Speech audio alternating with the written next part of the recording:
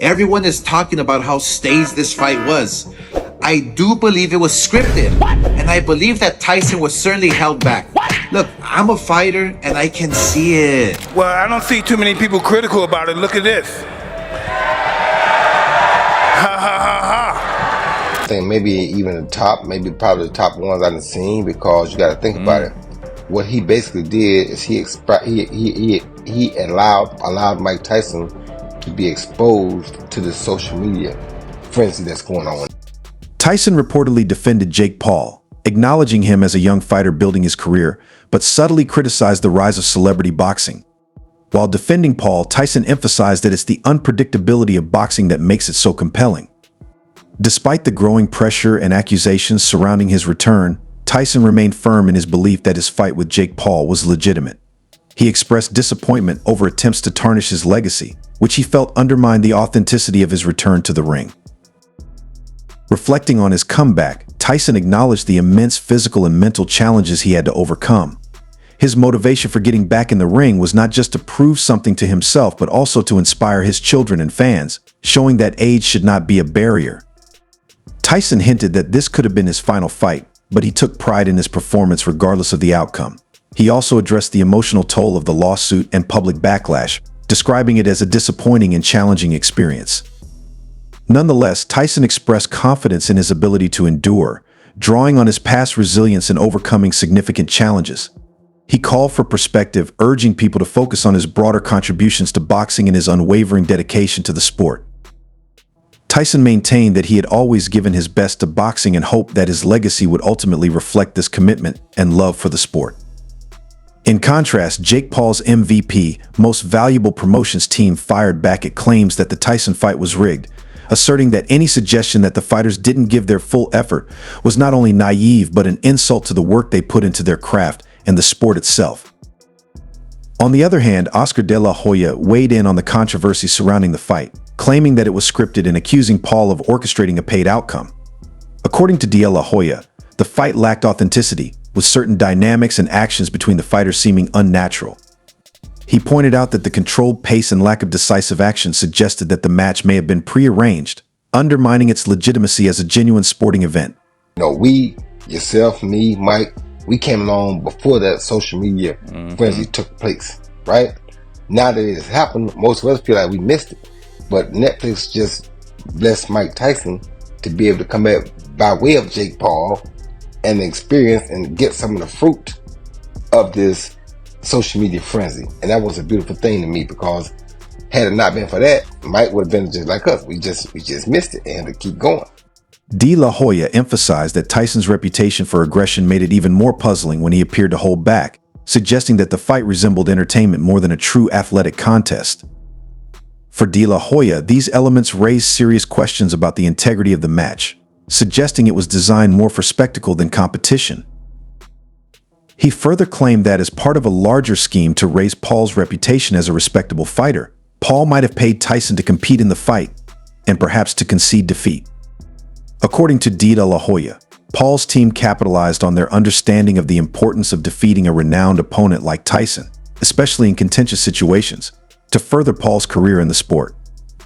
Additionally, De La Hoya expressed disapproval of the increasing popularity of celebrity boxing contests, arguing that they undermine the fundamental principles of the sport.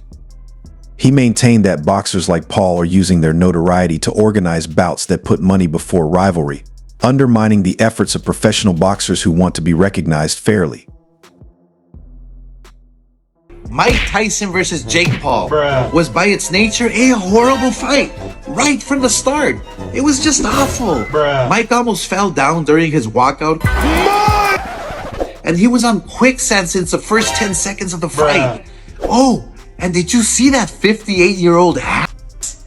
It was wishful thinking for all those idiots who thought they were gonna get Mike Tyson of the 90s come out and rip somebody's head off. However, De La Hoya's comments exacerbate the existing controversy regarding the fight's veracity. Critics like De La Hoya have called for further inspection of similar events to maintain the sport's integrity, while Jake Paul's crew has continuously refuted any claims of scripting the bout. I can see it. It goes on the record, and it was sanctioned. So Jake Paul paid to get the W on his record? For what?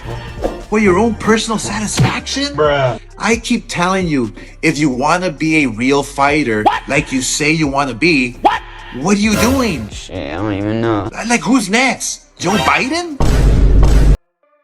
Tyson's first bout since his 2005 loss to Kevin McBride was marred by Jake Paul's controversial victory, which pushed Paul's professional boxing record to 1-1-1. This fight has been surrounded by drama, especially as Paul has been involved in heated online exchanges with various fighters while gearing up for his next challenge. However, both Paul and Tyson are not expected to make an immediate return to the ring. The Texas Department of Licensing and Regulation (TDR) has imposed the shortest suspension allowed under its guidelines. According to a suspension list obtained by MMA Junkie, both Paul and Tyson face a mandatory 24-day suspension. Fighters are required to rest 3 days for each round fought, and since both fighters went the full 8 rounds, the timeline for their suspension was set accordingly.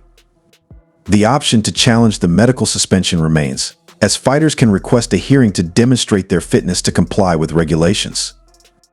Medical disqualification and the resulting suspension are imposed for the safety of the fighter, typically based on recommendations from an examining physician or the TDLR.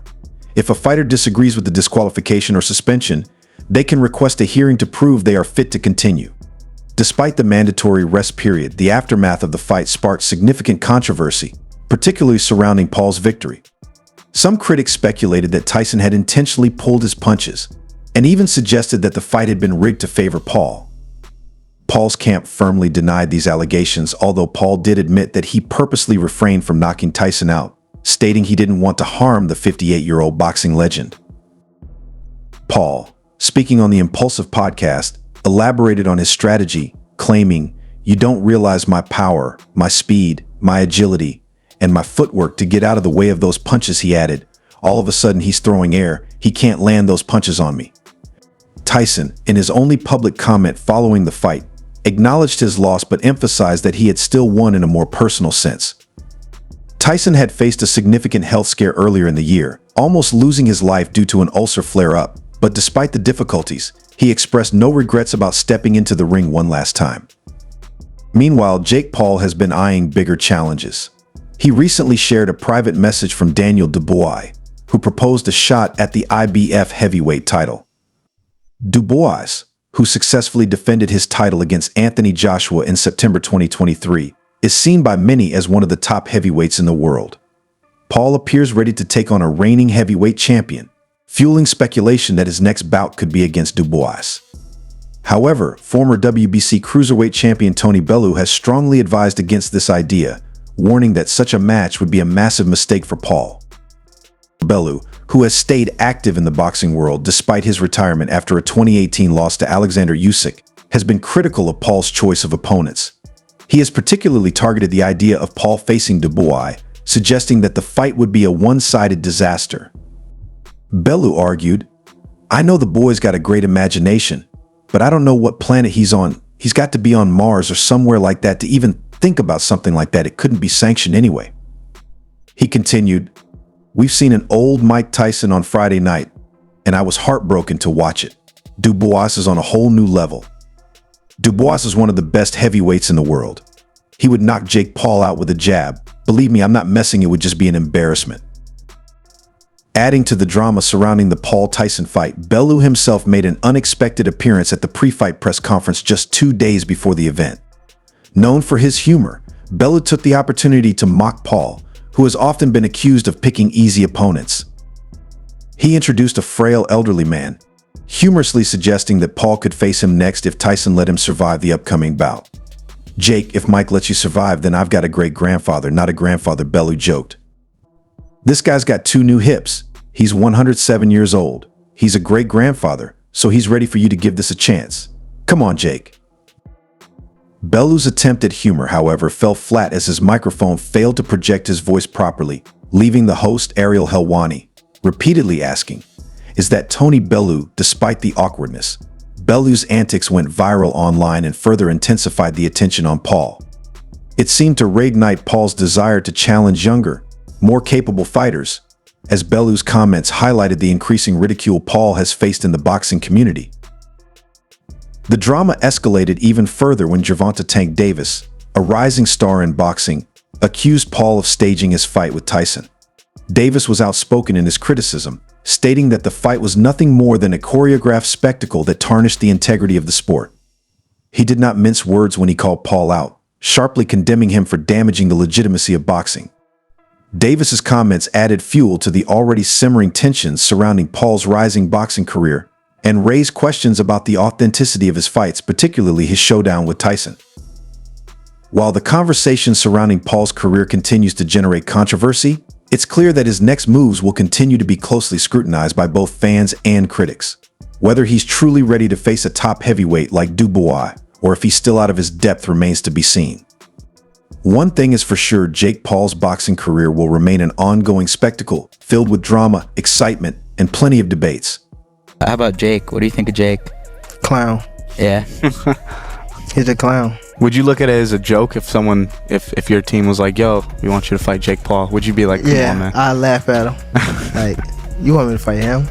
Fans already skeptical about the legitimacy of Jake Paul's boxing career seized on Gervonta Davis's remarks as a call for greater accountability in the sport. Davis's criticism highlighted the growing frustration with Paul's tendency to face older or less skilled opponents, sparking debate within the boxing community. This outcry amplified the public's demand for Paul to step into the ring with a legitimate, active fighter like Davis, who is in the prime of his career. Both fans and critics see a potential matchup between Davis and Paul as not only a fair fight but an opportunity for Paul to prove himself as a legitimate boxer. Davis's comments underscored the stark contrast between them. He is a seasoned athlete with a legacy to uphold, while Paul is often seen as a social media influencer who has turned boxing into more of a spectacle than a true sport. The call for this fight reflects the growing desire for real competition and accountability in the world of professional boxing. Looking like a killer, hitting out of the mitts. The top 5 comments are, if Jake wins this fight, it's completely rigged. And that used to bother me. Right. That used to bother me because I was like, no, I'm working so hard. Can't you people see? But now I take it as a compliment because the human peon brain of the 99% can't even comprehend Can't even get it. how good I've gotten and what I'm accomplishing in this world.